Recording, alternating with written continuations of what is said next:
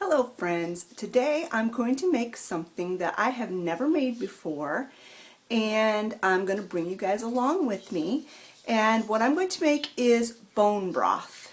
Now I have made broth before, just plain old broth, and I really didn't think that bone broth was different than just regular broth, but it is. And there's a couple of just minor differences in making bone broth than just making regular broth. And so I'm going to bring you along with me today and we'll make this together. What I did is I went online and I looked up how to make bone broth, and I printed off a recipe, and it's very easy. It's very much the same as making just regular broth, but the differences are, for this you have to add apple cider vinegar and let that set for like 10 or 20 to 30 minutes before you finish the process, and that I guess helps the bones release the gelatin in them. And then the other main difference is that you let it cook for a really long time, like 24 hours, something like that. So I'm going to use my FreshTech canning, hot water bath canning thing, canner. Well, I can't speak today, sorry. I had originally thought that I would only use it for canning, but I saw Linda from Linda's Pantry make bone broth in her FreshTech canner, and also the recipe that I found said that you should use a large stock pot. Well, I don't have one, and so I thought, well, that FreshTech canner is a large stock pot, really, so that's what I'm going to use. The reason why I'm wanting to make bone broth is for a couple of different reasons. Number one, it's really healthy for you. You can use it, just drink it. You can use it as a base for other recipes. You can can it, you can freeze it. I don't have a pressure canner, so I can't can it, but I'm planning on freezing what I don't use. And the main reason why I'm making it is to help my joints. Now, you know, I've talked before about how my knee is hurting really bad, and I've gone to the doctor, and it's this big long story. I'll link the video where I explain what's going on with my knee above. But I'm still waiting. I went to the specialist last week. They were going to call my insurance company on Monday to get my MRI pre-certified, and then they were going to call me with the appointment, and here it is Thursday and I've heard nothing. So I am having my suspicions that my insurance company is dragging their feet again. So I may not be able to get my knee taken care of in a medical way. And so in the meantime, my right knee, which is my good knee, has really started to hurt me because of overcompensating for my left knee, which has been bad for months. And so it's just ridiculous, the pain that you have in your joints, how it debilitates you and changes your life, and I just refuse to let that happen. And so I thought, well, who knows if medically I'm going to be able to do anything with my knees, so I'm going to have to figure out what to do in the meantime. So I've been doing a lot of reading and a lot of research, and there are certain websites that even say, they are pretty bold and say that you can heal a torn meniscus without surgery, just by letting your body heal itself and by giving your body the things it needs to repair itself. And the main things that repair your joints are gelatin and collagen. Well, I've been taking a collagen supplement and I haven't really noticed that big of a difference, and well, no difference at all in my knees actually, but I don't think I'm taking a large enough dose of it to make a difference. And I have such a sensitive gut that I have to be very careful with what I do. So I was looking into the whole gelatin thing, and you can buy like the Knox gelatin, the unflavored stuff, and eat that on a daily basis. But there are warnings to that. If you take too much of a high dose of it, it can cause stomach upset and everything else. Well, the one website I was reading said that if you're having difficulty with the gelatin, if it's not just, digesting, then do bone broth because it's much easier for the body to digest.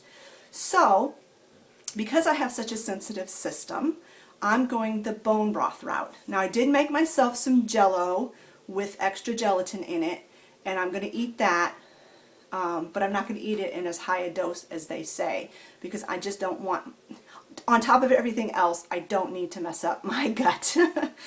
So anyway, long story to get to this point. So I've got my FreshTech canner all washed and ready to go. I've got backs and necks from the chickens we butchered, defrosted. And so let's just go and we'll see how this turns out. Okay, so here's my FreshTech canner, and I'm going to leave it over here on this little counter because it's real close to the sink, even though I'm not going to be using the spigot to drain, obviously. And in fact, when you make soups and stews and food in this, if you're doing anything other than canning, there's this little, I don't know if you can see that, this plug right here, and you need to plug off the spout, which that's what I'm going to do right now. There's a little bit of water still inside here because I just got done washing it. You were supposed to wash it thoroughly before the first use, so that's what I did, and I didn't dry it out really good because what's the point? We're just going to be adding liquid back into it. So then the next thing you need to do is to put in 8 to 10 pounds of chicken bones. Well, I'm using chicken bones. You can use beef bones or whatever kind of bones you want. So let me get the chicken bones in here and then we'll move on to the next step. Okay, so there are my backs and necks. It's approximately, I don't know, probably 6 pounds, maybe. I don't know. I didn't weigh them as I put them in the bags for the freezer. So I'm saying it's probably at least 6 pounds, if not more, of backs and necks in there. And then to that you add 6 to 8 quarts of cold water, basically until the chicken is covered. So I'm going to go ahead and get that done. I've got a 2-quart pitcher here that I'm going to be using. So it'll take me a little bit to get the water in there. Once I've got the chicken completely covered in water, we'll be back. Okay, so there's the water. It took about, I don't know, a lot. It took like 32 cups of water or something like that. I filled this pitcher, it's a 2-quart pitcher. I filled it like 4.5 times to get this chicken covered. So, because there's so much liquid and so much chicken, you have to add quite a bit of apple cider vinegar. So I'm putting in a 1/2 cup of apple cider vinegar. And the vinegar that I use, let me see if I can get you on camera here. The vinegar I use is White House Organic raw unfiltered apple cider vinegar with the mother. So now that you've got the water and the apple cider vinegar in here, you just kind of let this chill out and relax and rest together for about a 1/2 hour.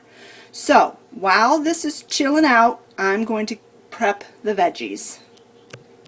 It calls for carrots, and since I'm making such a big batch, it would need to be 8 carrots.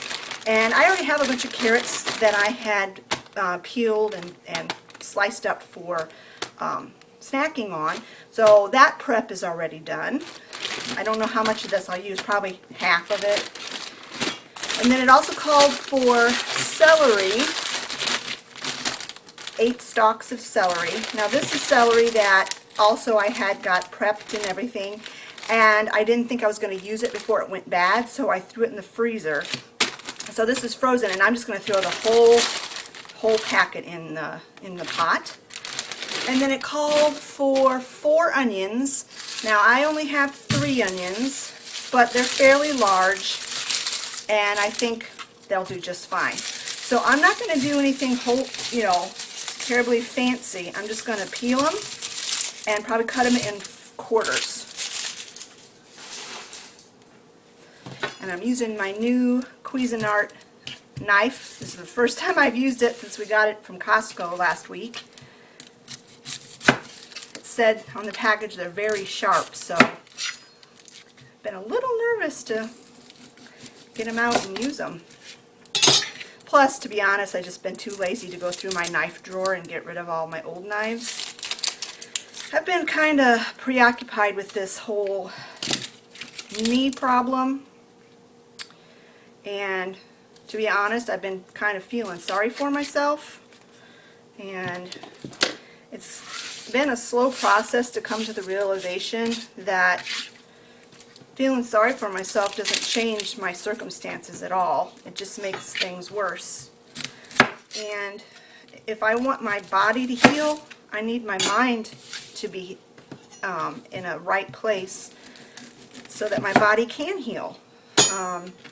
If I just keep saying woe is me all the time, and my life sucks and it's not fair, and all the things that you tend to say to yourself when you deal with chronic pain, it doesn't do anything. It doesn't change anything. It doesn't help anything. It just puts you in a state of depression, really. And I'm a Christian, and I talk about my faith on this channel, not a lot, but some. And if I fall into that depression, to a state of depression, and constantly, say woe is me, where's my faith? I'm not expecting that I'll have some miraculous healing, although God is perfectly capable of doing that if He so chooses.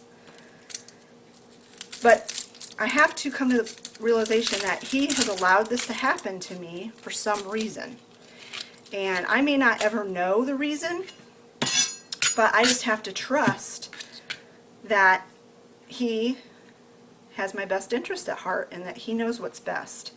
And I'm telling you, it is not easy. It's not easy to let go because I want to be in control.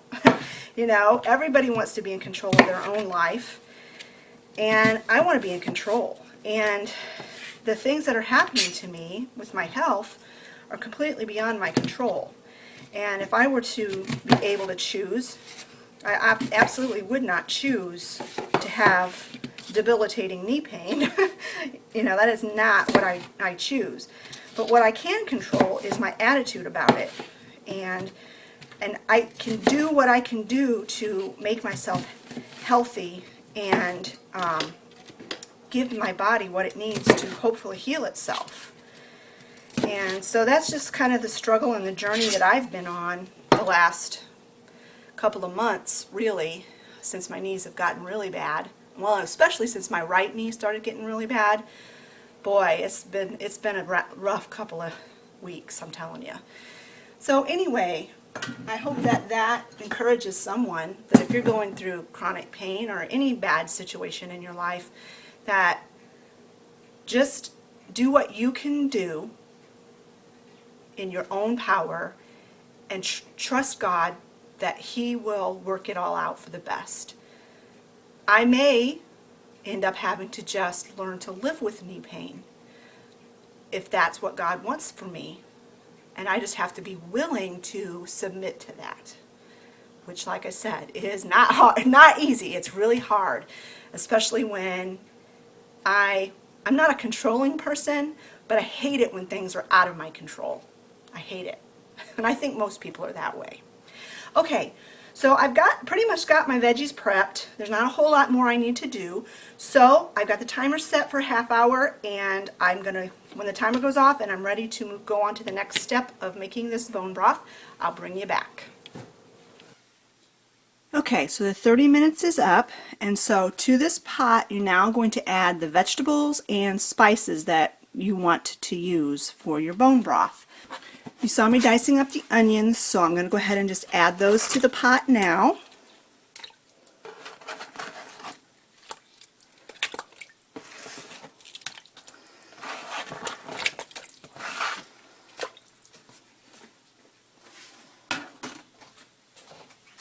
And I'm going to add that bag of frozen celery.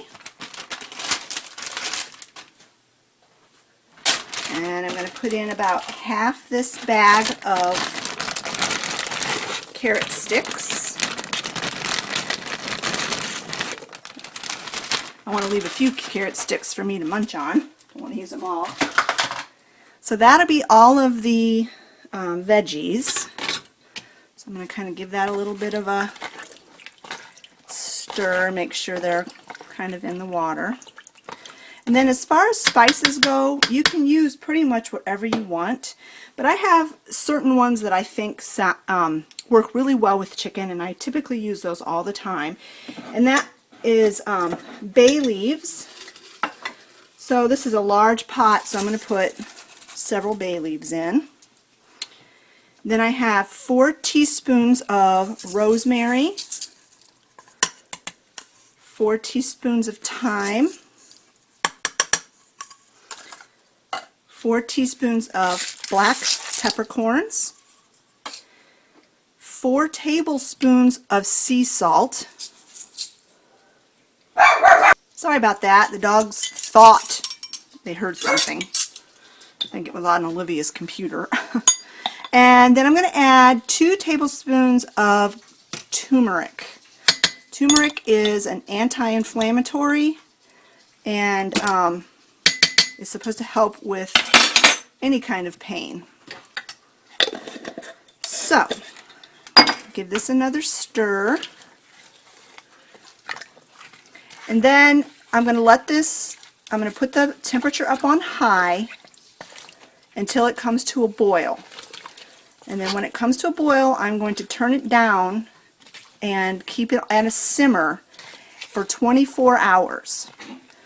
So when this comes to a boil, I'll be back and I'll show you what it looks like. So this is the control, the gauge on the FreshTech. And I've never used this before, obviously. This is my first time. So I'm not really sure how it is going to work. You know, I don't know if it will stay at a simmer on medium, or if I'll have to put it more like between low and medium, or medium and high. I'm not really sure. But to start this off, I'm going to put it up on high. But I'm not going to put it over here, because this is where you put it if you're going to be pressure canning. Not pressure canning, hot water bath canning. So we've got it on high. I'm going to put the lid on it, and we'll be back. Kind of an update on the bone broth. It's been about 4 hours, and I've had this on high, and it never did come to a rolling boil, but it is simmering, if you can see that. So I'm just going to leave it on high until bedtime, and we'll see what it's doing, and I might lower it, I might not. And we're going to leave this go until tomorrow, and I've got some errands I have to do tomorrow, so I may let this go even longer than 24 hours, but when I get ready to deal with it and show you the finished product, we'll be back. Okay guys, it's the next day. It's been about 28 hours, I think, since I put this broth on, this bone broth, and this is what it looks like. So I think what I'm going to do is I'm going to shut the pot off. Wow, that looks really good. I'm going to shut the pot off, and I'm going to scoop all this stuff out of there and let it cool down, and then get it in the freezer, because I don't have a pressure canner, so I can't can this. I'll leave some out just for me to eat and, you know, drink for the next few days, and the family too, and the rest of it's gonna get in the freezer. So when I get this all ready for the freezer, I will be back and let you know how many quarts we got. Okay, so here's the finished product. I got 9 full quarts, and then I got another 3 cups, and 3 cups I just put in the fridge to use right away, and these, as soon as they cool down a little bit more, are going to go into the freezer. So there you have it, my first experience in doing bone broth and using my FreshTech electric water bath canner. It was actually a pretty easy process, just very time consuming. The longer you let it cook, the more nutrients get sucked out of the bones and into the broth. So yeah, it took a pretty long process, but I'm happy with the results, and I won't have to do this again for a really long time because this will last us a long time in the freezer. And I probably won't do such a big batch again, only because we don't have a lot of room in our freezer, and you know, we don't drink it like daily, which we probably should drink it daily, and maybe we'll start. So anyway, thanks a lot, friends, for joining me as I did this little experiment, and hope you enjoyed it, and we'll talk to you all later. Bye, friends.